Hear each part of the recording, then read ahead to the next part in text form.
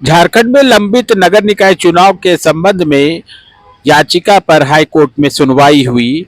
जानिए देखिए, सरकार पेटिशनर की ने मंशा तो स्पष्ट क्या है, कहा इस कोई संबंध में। सवाल खड़े करने वाली बातें नहीं है।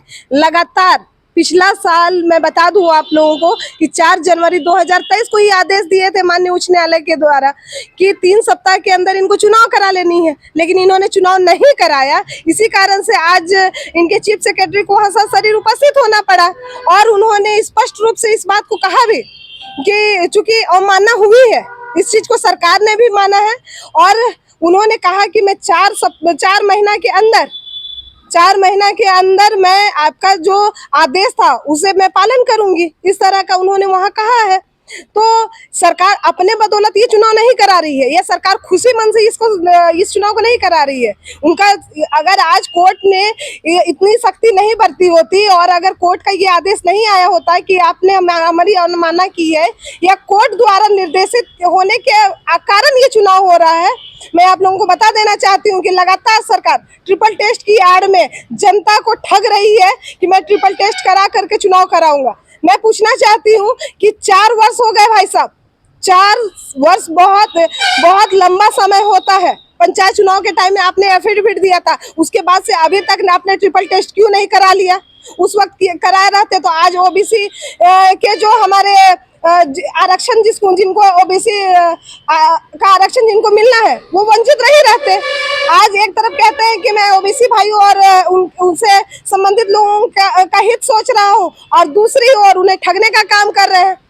आप ट्रिपल टेस्ट की आड़ में लगातार चुनाव को रोक रहे हैं। इसे माननीय उच्च न्यायालय ने भी माना है और उन्होंने स्पष्ट कह दिया है कि आपकी इस तरह की बहानेबाजी नहीं चलेगी।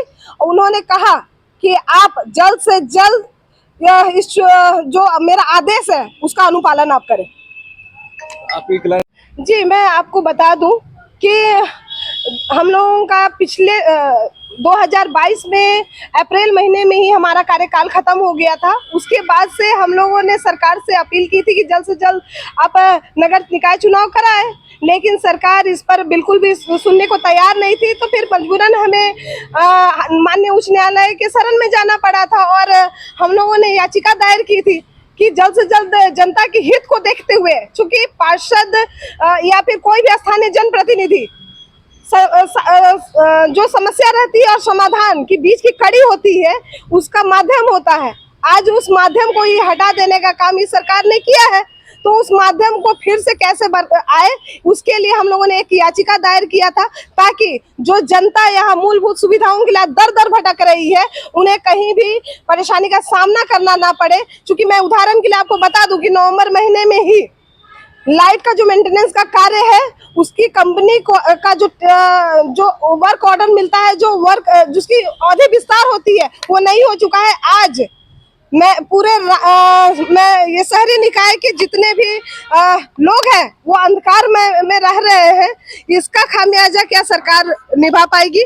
मैं पूछना चाहती हूँ सरकार से कि बड़े बड़े नगर निगम के ऑफिस है, वहां अगर मृत्यु प्रमाण पत्र, होल्डिंग या पानी कनेक्शन लेना जाना पड़े तो वहां पर आम जनता जाकर के किसको बोले ये समझ में नहीं आता है। तो इन सारी समस्याओं को हम लोगों ने देखा और इसी कारण से हम लोगों ने याचिका दायर किया था। आज आपको खुशी है कि आपके याचिका पर फर्दर सरकार को आगे बढ़ाना पड़ा है?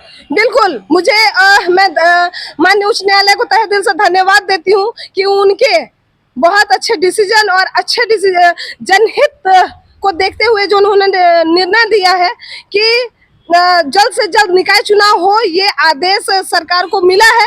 और मुझे लगता है कि सरकार अब शायद न्यायालय के कारण ही चुनाव तो करा दे और जो शहरी में रहने वाली, निवास करने वाली हमारी जनता है उन्हें कम से कम अपने मूलभूत सुविधाओं और अधिकार मिलेंगे, ऐसा मुझे लगता है।